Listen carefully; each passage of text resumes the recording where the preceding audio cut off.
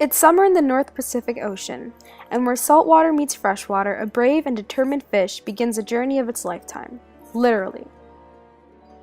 The sockeye salmon's sole purpose is to return to its birthplace far up the freshwater stream where it first came from.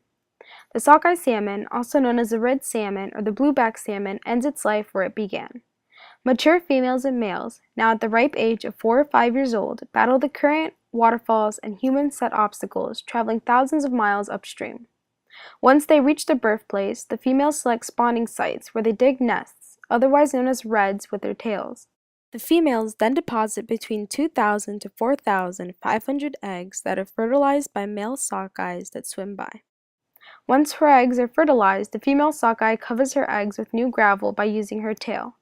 In a few weeks after spawning, the adult sockeyes die, leaving nutrients for the new generation to survive on.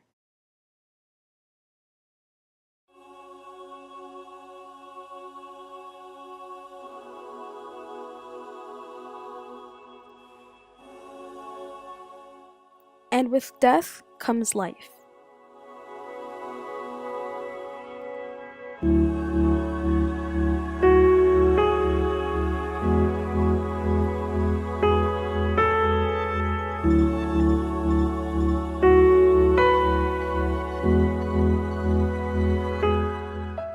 The eggs hatch during the winter, and the newly hatched salmon, also known as alevins, remain in the gravel, feeding off the material stored in their yolk sacs.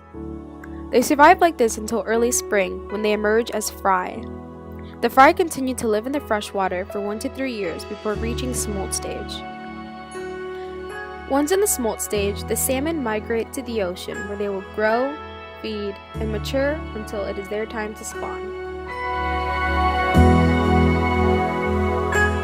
Sockeyes are anadromous, but the few that are not hatch in the freshwater rivers and stay there their whole lives. In the Pacific Northwest, these are known as kokanee, and are usually not as iridescent as their anadromous brethren.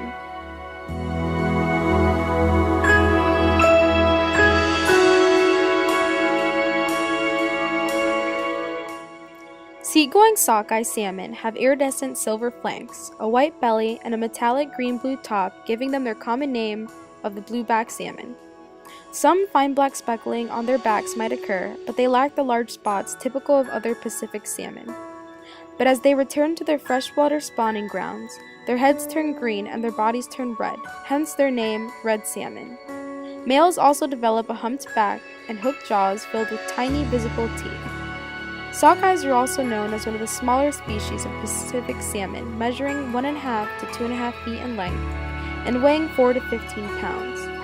Kokanee rarely exceed 1.2 feet in length. But although they are smaller, sockeye salmon are the most valuable of the U.S. salmon species. Sockeye salmon are prized for their orange-red, rich-tasting meat and their roe, which is commonly used to make caviar. When gathered, the roe is processed while fresh and marketed primarily in Japan. Also, due to the color of its flesh, sockeye salmon are the preferred species for canning. But today, more than half of the catch is sold fresh or frozen rather than canned.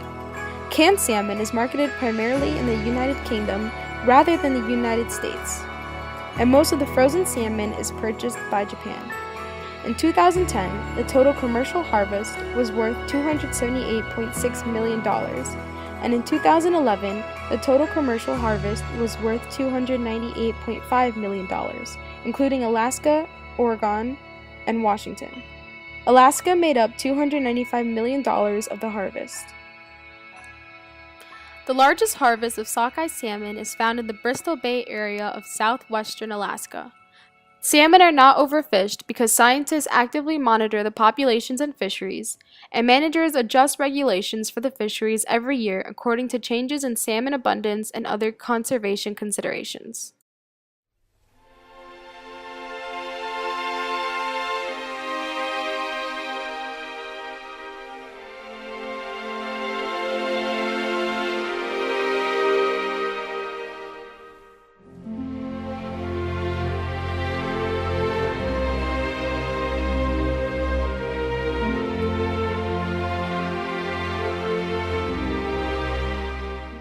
Sockeye salmon are extremely sensitive to various natural and man-made stressors found on land and in the ocean, such as changes in ocean and climatic conditions, habitat loss from construction of dams and urban development, and degraded water quality from agricultural and logging practices. Because of the sockeye's vulnerability, managing impacts on habitat and managing harvest are closely related, meaning the quality and quantity of salmon habitat affect the abundance of salmon, and the abundance of salmon determines how much salmon may be harvested by commercial, recreational, and subsistence fishermen. Every year, scientists assess the abundance of salmon by monitoring and measuring spawning escapement, or the number of salmon that escape the fishery return to their natal streams to spawn. Scientists also monitor the catch throughout the fishing season and prepare a salmon forecast for Alaska salmon stocks and fisheries. The report reviews the previous season and provides forecasts and harvest projections for the upcoming season. In 2012, the scientists found that out of the 7 groups identified in the Pacific Northwest, 1 is listed as endangered and 1 is listed as threatened. Various conservative efforts have been undertaken to restore these salmon populations. These efforts include captive rearing and hatcheries, removal and modification of dams that obstruct salmon migration, restoration of degraded habitat, acquisition of key habitat, and improvements to water quality and in-stream flow. In the year 2000, Congress established the Pacific Coastal Salmon Recovery Fund to support restoration. Funding is approved by Congress annually and distributed by NOAA Fisheries to states and tribes who use money to carry out various projects to protect salmon populations as well as rebuild threatened and endangered populations. The West Coast is currently under the management of the Pacific Coast Salmon Plan. Alaska is under the management of the Fishery Management Plan for Salmon Fisheries in the EEZ off the coast of Alaska. And in regards to the international management, the United States and Canada signed the Pacific Salmon Treaty in 1985 and created the Pacific Salmon Commission to implement the treaty and provide regulatory advice and recommendations to U.S. and Canadian management agencies that regulate salmon fisheries. Both ratified a new abundance-based management agreement extending this bilateral management process through 2018. Salmon have always been an important food source to Aboriginals, who would either eat them fresh or dry them for later use.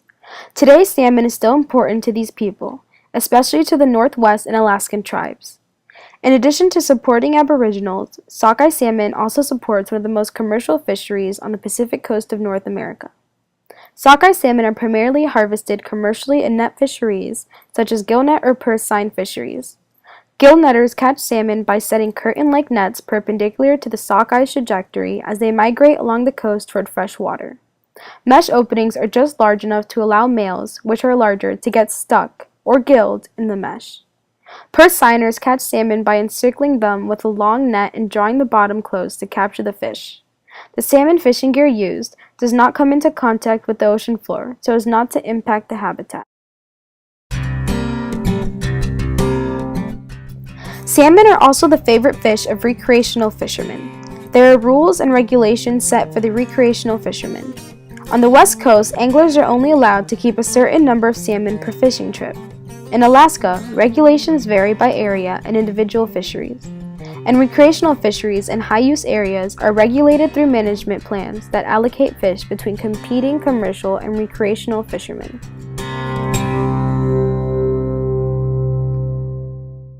Despite all the rules and regulations, the annual harvest of sockeye salmon in 2011 totaled more than 249.5 million pounds. 1.7 million came from Washington, and only 1,700 from Oregon. But an astounding 247.8 million pounds came from Alaska alone.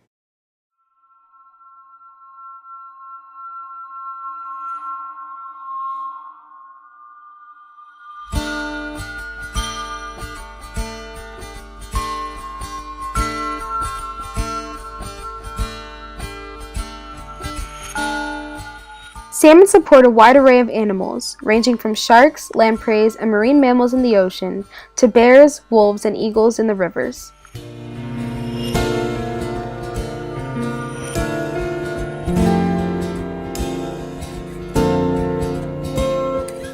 But we also eat salmon. We prize salmon for their red flesh and firm, fatty meat, rich with omega-3 and low in sodium. Salmon can be sold fresh, frozen, canned, or smoked. Fresh fish is usually sold in the summer and early fall, and frozen, canned, and smoked salmon are available year-round. Even when cooked, the flesh stays red. Salmon is super delicious.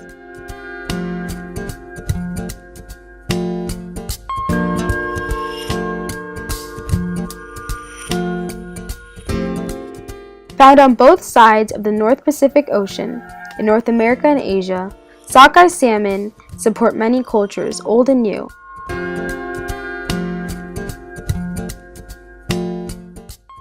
A fish that changes colors and worlds, from freshwater to saltwater and freshwater again, sockeye salmon are beautiful fish that are very important. Thank you for joining me on learning the secrets of the sockeye.